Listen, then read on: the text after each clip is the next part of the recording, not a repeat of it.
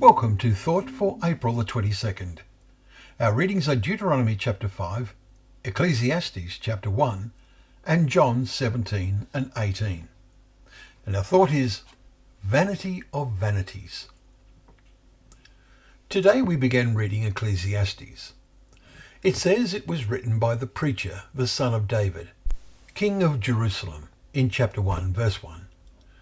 We know this is Solomon, and his first words are, "Vanity of vanities, all is vanity." What does vanity mean? The lexicon says the Hebrew word means transitory or emptiness.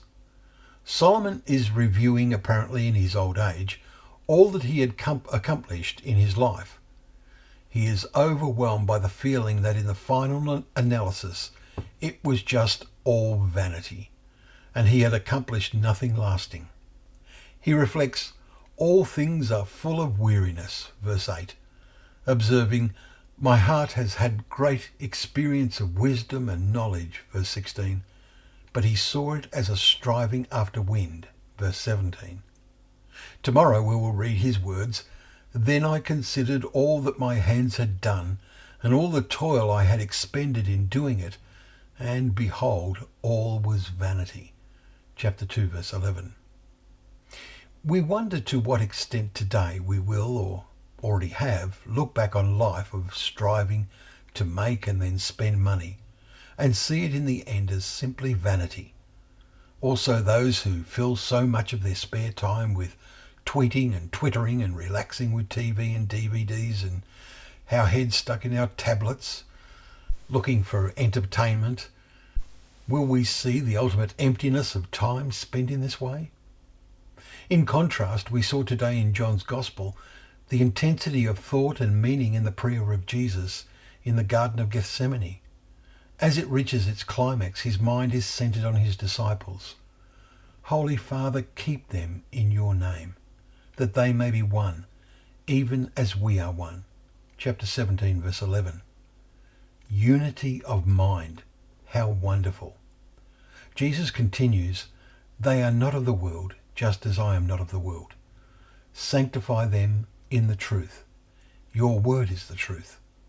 As you sent me into this world, so I have sent them into the world. And for their sake, I consecrate myself, that they also may be sanctified in truth." Verses 17 to 19. God's word is truth. It alone reveals the ultimate meaning of life and takes us, in thought, beyond this world.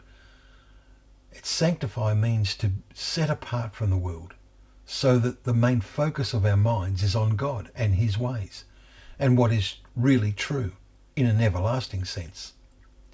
It is a truth, then, that takes our heart into our hearts and becomes part of us. Finally, how meaningful are the words of Jesus to Pilate. "You say that I am a king. For this purpose I was born, and for this purpose I have come into the world, to bear witness to the truth. Everyone who is of the truth listens to my voice." Skeptically, Pilate asks, "What is truth?" In verse 38. Let us not be skeptical, but read and listen to what we read, and aim to fully possess the wisdom from above, so that our lives are sanctified in truth. Thank you for joining us for Thought for the Day once again, where together we can open up the pages of God's Word, remembering that that Word is a lamp to our feet and a light to our path.